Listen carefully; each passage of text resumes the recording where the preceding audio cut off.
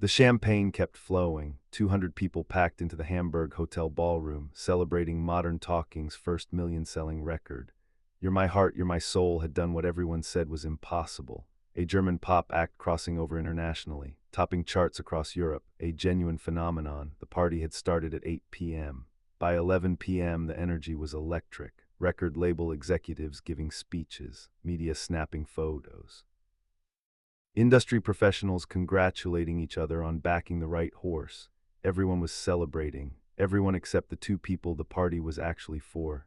Dieter Bohlen stood near the bar, surrounded by admirers, smiling, shaking hands, accepting compliments, but his eyes kept scanning the room, looking for Thomas Anders, who was conspicuously absent from his side. Thomas was across the ballroom, near the windows, also surrounded by people. Also smiling, also accepting congratulations, but his body language was closed, arms occasionally crossed, smile not quite reaching his eyes. They hadn't spoken to each other all evening, not directly. They'd made brief eye contact once, nodded, that was it. To everyone at the party this seemed normal, two busy celebrities working the rooms separately, maximizing their visibility, being professional.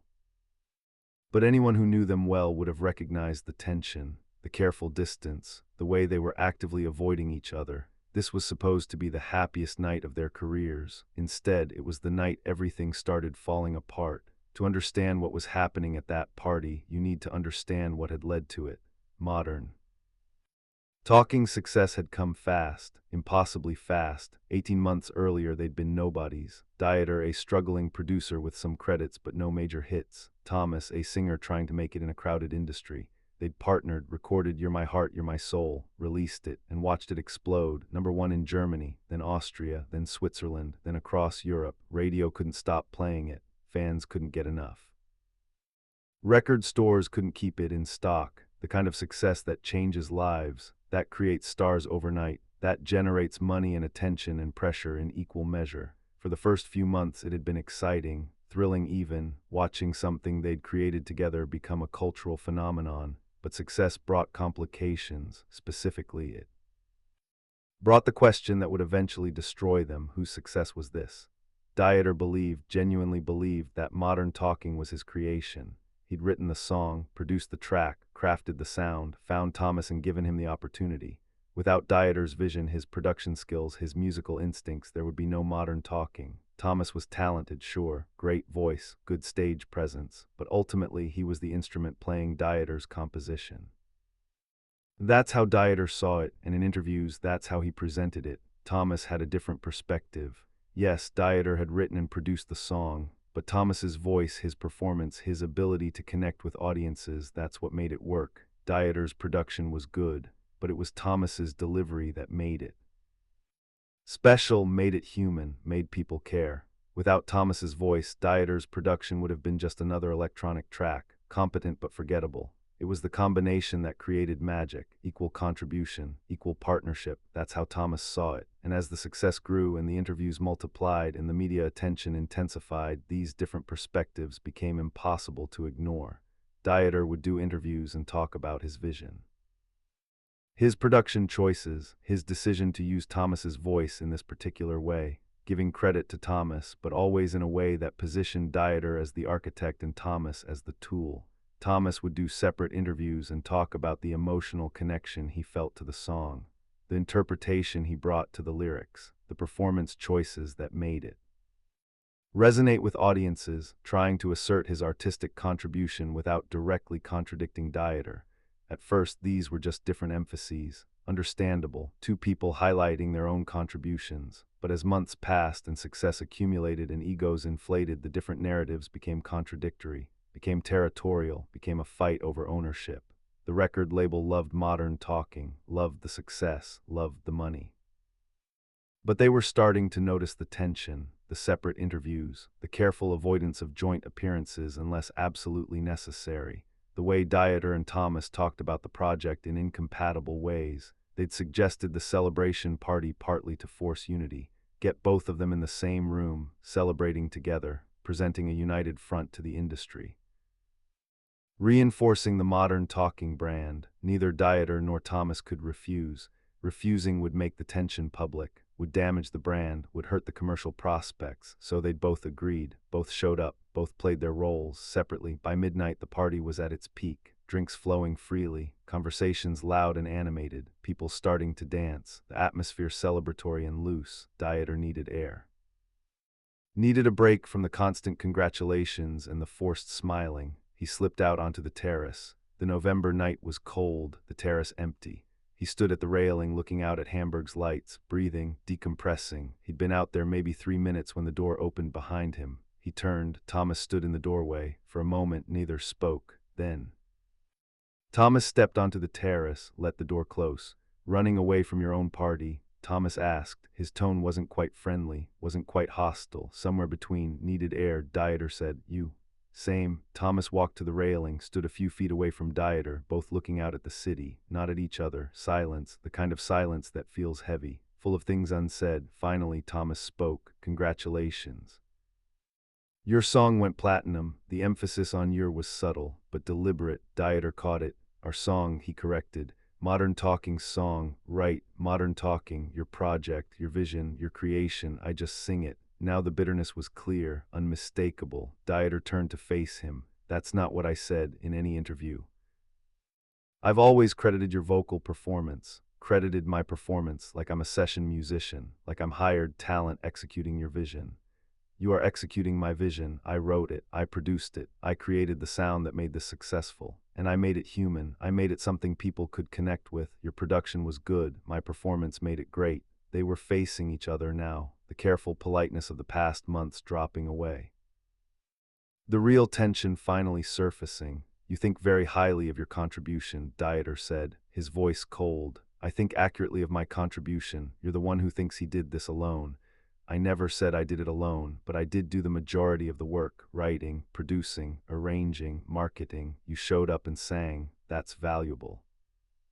"It's not equal," Thomas laughed, sharp, angry. "Showed up and sang. That's what you think I did, just showed up and sang. What else did you do? Tell me, specifically, what creative decisions did you make? What production choices? What arrangements? I made every word of that song mean something. I took your lyrics and gave them emotion, gave them life. Without my interpretation, it's just words on a page set to a backing track. Interpretation. That's a generous word for reading lyrics the way I directed you to. You didn't direct shit. You played me the demo. I listened, and I found my own way into it, my own emotional connection. That wasn't you, that was me."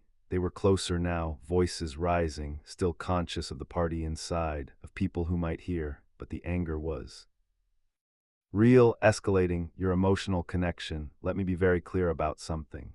I chose you because you have a good voice and you follow direction well, not because you're some great artist with unique insight. You're a singer, a very good singer, but replaceable." The word hung between them, replaceable. Thomas stared at Dieter. Something shifted in his expression, from anger to something colder, more dangerous. "Replaceable," he repeated. "That's what you think.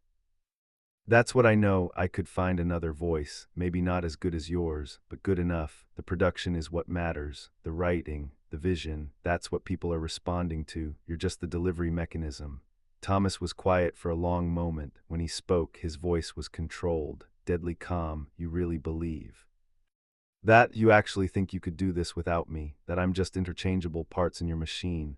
I think you're very talented, and I think your contribution is valuable. But yes, fundamentally this is my creation. Modern Talking is my project. You're part of it, an important part, but not the core, not the irreplaceable element. Then why don't you prove it? What? If I'm so replaceable, if your production is all that matters, prove it. Find another singer, make another hit. Show me how easy it is." Dieter's jaw tightened. "I don't need to prove anything. The success speaks for itself. The success proves we work together, not that you could do it without me. You've never had a hit without me, not like this, not even close." That stung because it was true. Dieter had worked for years before Modern Talking, had some moderate successes, but nothing approaching this level, nothing that had crossed over internationally, nothing that had created this kind of phenomenon. But he couldn't admit that, not here, not now, not to Thomas. "I hadn't found the right sound yet. Now I have, and that sound is replicable. With a different singer, yes. Then do it, after this tour, after the next album. Do it, launch another project. Show everyone that I was just a lucky hire, that any competent singer could have done what I did."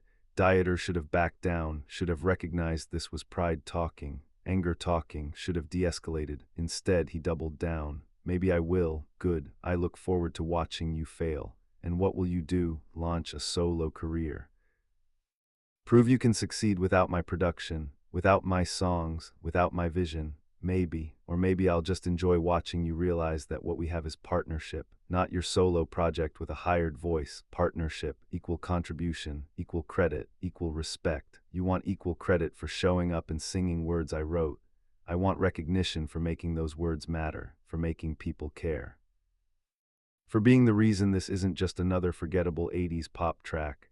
They were at an impasse, both furious, both convinced of their own perspective, both unable to see the other's point. Inside, someone laughed loudly. Music thumped, the party continued. Oblivious to what was happening on the terrace, Dieter took a breath, forced himself to calm down. This is pointless, we're arguing about credit for something we both contributed to. This is the most successful either of us has ever been. We should be celebrating, together, not fighting on a terrace. We're fighting because you can't share credit, because you need to be the genius, the visionary, the irreplaceable one, and you need me to be the lucky singer who was in the right place at the right time. That's not fair, isn't it? Read your interviews, listen to how you talk about modern talking. It's always I decided and I created and I chose to use Thomas's voice in this way, like I'm a tool you selected from a shelf. Dieter wanted to argue, but he couldn't, because Thomas was right. That was how he talked, how he thought. Thomas was a tool, a very valuable, very important tool, but still a tool in service of Dieter's vision. I'm the producer, Dieter said. I'm supposed to make those decisions. That's what a producer does. A producer collaborates, brings out the best in the artist, helps the artist realize their vision. You don't do that. You impose your vision and expect me to execute it. That's not collaboration. That's dictatorship. Dictatorship, Jesus Christ, I give you clear direction, I help you sound your best, I make you a star, and you call it dictatorship. You make yourself a star, I'm just the voice you use to do it. The door to the terrace opened, a record label executive stuck his head out. There you are, we're about to do the toast, need both of you inside. They both turned, forced smiles onto their faces. Coming, Dieter said. The executive disappeared back inside. Dieter and Thomas looked at each other. The argument suspended, not resolved, just interrupted. We'll finish this later, Dieter said. There's nothing to finish. You've made your position clear. I'm replaceable. You're the genius. Got it. Thomas, let's just go do the toast. Smile for the cameras. Play our parts. That's what you want, right? Me playing the part you've written. They walked back inside together. To anyone watching, they looked fine. Two partners coming in from getting fresh air. But the distance between them was wider than the 3 feet physically separating them.